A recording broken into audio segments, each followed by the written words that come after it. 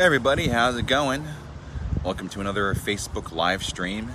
And if you're watching this on YouTube through my Life of Art channel, thanks again for stopping by.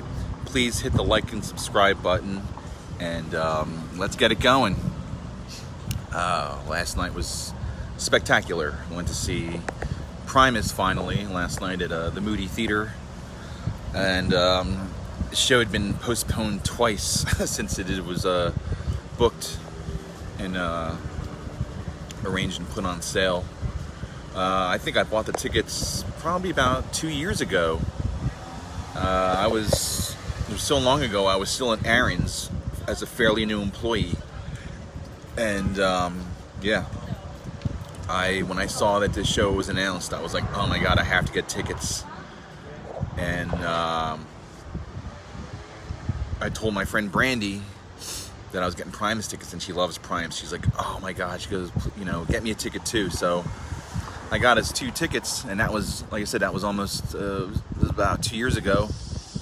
So that would have been like September or October 2019, and then the show was scheduled for May of 2020, and then the pandemic happened, and so the show was postponed until the following, I think, June of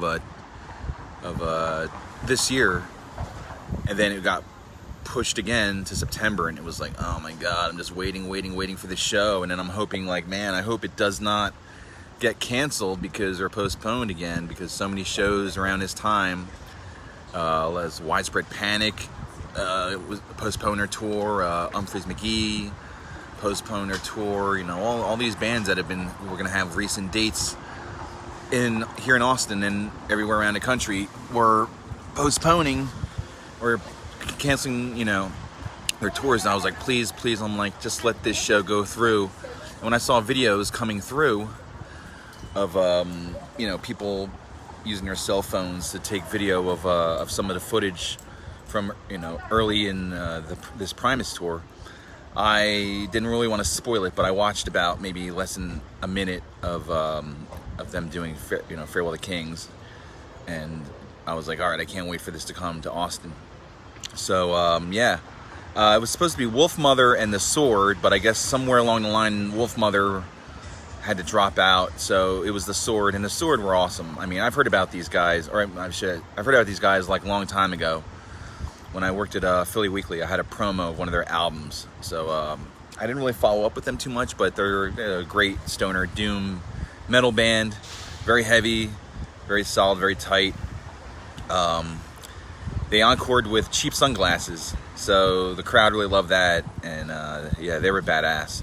So they were done their set, and then Primus came on about, I guess, 8:30. They were scheduled to come on 8:15, but they came on around 8:30, and first set was just classic Primus, Pudding Time, Toys, just all the classics from Frizzle Fry, and stuff from Pork Soda, Sailing Seas of Cheese. It was a really tremendous set. It was just really awesome. They loosened themselves up and got the crowd really pumped and psyched with the classics, and then they finished that set, and I think about maybe 10 o'clock they came out on stage, and they performed in its entirety Rush's A Farewell to Kings. The tour is called A Tribute to Kings, and a little backstory on this. I think it's the first Rush album Les heard, and that really resonated with him, and is a special album to him in particular. So he decided to cover this album on their tour. And initially they were gonna do this tour 2 years ago, actually, but then Slayer had asked them to open for them on their farewell tour, so they obliged to that, and then they were gonna start the tour the following spring, and then, as I said, that was the first postponement because of the pandemic and all. But oh man, it was so awesome. I mean, it was great to see and hear all those amazing, Primus songs, but when they came out and did A Farewell to the Kings, like, oh my God, you know, my friend Brandy, she had to see me mark out like crazy, you know, with the Rush music. I'm doing the air drums. I'm just so getting into it, singing along some of the tracks and stuff. And, you know, Larry Lalonde had a White Falcon Gresh, like Lifeson. Getty busted out the double bass, and he had his synthesizers on the side there, and, you know, Herb, Tim Alexander. I mean, that guy's amazing. I mean, he's so amazing that my friend Brandy was like, do they have another drummer on stage? I'm like, no, he just sounds like two drummers. Yeah, that's how amazing he is. And, I mean, God, you know, they started off, of course, Farewell to the Kings, and they went into Xanadu. And then Closer to the Heart, where everyone sang along, that was really special.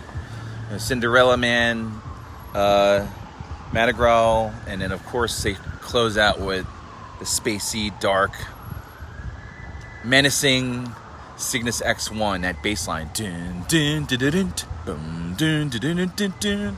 Oh, man. It was amazing. It was top notch. These guys are just, and it's a dream come true for me, man, because, you know, when I was in high school, I love Rush, man. Really one of my all-time favorite bands. And, you know, they're not a very, like, commercial band. You know, they're not very mainstream at the time. The only time you see interviews with them is like in Musician Magazine or Bass Player Guitar World, those kind of magazines. If you see them written about in Rolling Stone or Spin, you know, there might be they might have a bit of a sarcastic way they write about them or something, or make some like little dig at them kind of thing. You know, now I mean, for years now, I mean, especially after their documentary came out, you know, everybody praises them and they get the respect that they deserve in the mainstream. But back in the day, the one band who I saw, you know, really talking about them and talking about them as an influence and how great they were was Primus. And Les always talking about, you know, how big of an influence Getty was and is on him. And, you know, they toured together. You know, they opened up, you know, Primus opened up for Rush in the early 90s. And I was always waiting for them to do some kind of cover. You know, they did that Miscellaneous Debris EP, that cover EP, and they didn't do any kind of Rush cover on air. The closest thing you hear is if you hear Suck on This, and then you'll also hear it on Frizzle Fry, because they sample it in the beginning. But like, if you listen to Suck on This, which is like their first album, it's like a live record, they open up with the beginning of YYZ, then it goes into John the Fisherman, and I always thought that was like so awesome. I'm like, well, like they do a Rush thing, you know. So, but it was always like little bits here and there, you know. And then they did a Rush tribute or cover, I think, when I'm thinking when they were inducted. Was it when they were inducted into the Hall of Fame? Might have been. There was something where like it wasn't Les's. It was Les's solo act. I don't think it was Primus though. But they did some like cover stuff that was really cool, in a very unique Les Claypool Primus kind of way. But they were pretty straight on, spot on. You know, it was interesting hearing Les's vocals. And when I first heard that in the video, I was like, I'm like, this is going to be kind of interesting, because obviously he doesn't have the same voices as Getty or hit those notes. He can use effects and such. He kind of gets high voice, but the way he was singing these songs, you know, I mean, I knew it was going to be like Getty, of course, but it sounded great though. And, you know, to see them pull this off, like I said, this is something I was waiting for. You know, I didn't know this was a dream. You know, I didn't know if it would ever come to fruition or ever happen. And then this tour came about. It was amazing. And Moody Theater is a cool venue. We were, me and Brandy were up in the left upper balcony, like in the left corner. So we had a really, you know, really cool view of the stage. One side of the PA speakers on the left, they like curved out like above the stage. They kind of covered like a bit of the screen, but you could still see a majority of the screen projection. They had all sorts of cool like video and animation and stuff. When he did My Name is Mud, and he had like all the Frizzle Fry, not Frizzle Fry, excuse me, the Pork Soda animation, like it gave me total flashbacks to when I was in first time I saw Primus was on the Lollapalooza '93 tour, and that was the Pork Soda tour that they were supporting the album. and they had this big backdrop, and it was just like all claymation, just of Primus and the album cover and all that kind of shit. It was really badass. And so when I saw that, it really reminded me of when I saw them at Lollapalooza. And and here's a funny thing, so I don't know, not many people know about this, judging from what I wrote, what I've written on my Facebook, and like when I chanted it with a bunch of other fans at the show, and people are like, what? Like, so Primus, their motto is Primus sucks. We suck, because Primus sucks. Like that's people chant. I mean, it's been on a bumper sticker. I've seen it on a sticker. I don't know if I've seen it on a shirt, but like before they come out, when the crowd's cheering, it's like, Primus sucks, Primus sucks, Primus sucks. You yell that, and the whole story behind that is that a long time ago, like, people would come up to Les and the Primus and be like, oh man, you guys are awesome, and he'd be like, oh no, we suck, just like as a joke, and then it became like this sign of affection. This Primus sucks. But like if you say it around people who don't know that, or like noobs or whatever, they're like, what? Like there was this girl behind me, like, why are they saying that? And the guy's like, I don't know. And then she was like, no, Primus rules. I'm just like laughing, and I wrote that on Facebook, and I think some people are like, what? Like, why do you say that? You're at the show. And like, no, some of their songs are okay, or yeah, they do actually. It was just funny. So but that's really like that's actually a positive thing, believe it or not. And that's actually like a sign of affection for the band. And another interesting thing, Scott made a comment saying like, why Rush? Why did Rush cover Primus? Like, they don't even like sound the same, or not the same music. He's like, Greta Fleet would have, done him justice. And I understand that, because of the bluesy sound. And I know, Scott, you're on a, Greta Van Fleet kick and stuff and everything. But as I explained earlier, and I wrote in that comment, I was like, Rush is a huge influence on Primus. People listen to Primus, and then, it's like, oh, funk metal, bass slap, blah. It's like they're a progressive band. Like Tim Alexander, like he plays on a level of like Bill Bruford and Phil Collins, and they have a very King Crimson vibe. Like when I think of the Primus, I think of like King Crimson and the Residents, amongst other bands, of course, that influence. But those are like the two groups that I think of when I think of like who influences Primus. But yeah, they're a very progressive band, and the more you hear bands like King Crimson and the Residents and a few other groups like that, you'll really hear a good portion of like where their influence comes from and stuff. So yeah, actually it did make sense. And maybe on the outside, yeah, and if you don't know the backstory and such and how influential they are.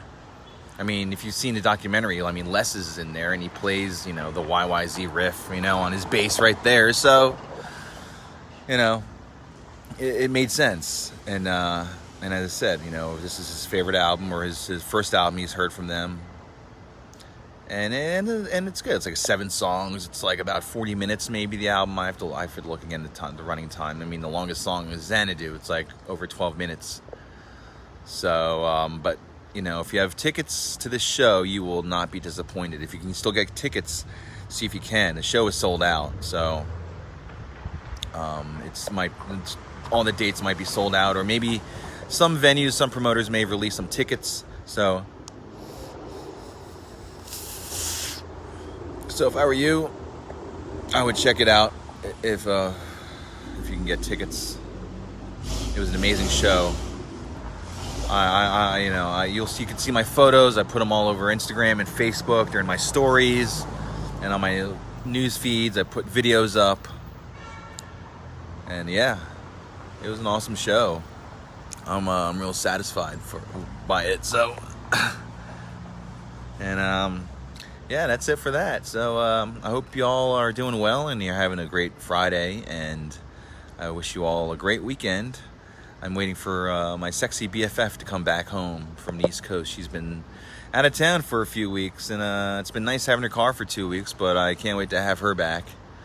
and stuff. So on that note, I am going to chillax some more. Did I actually say that word?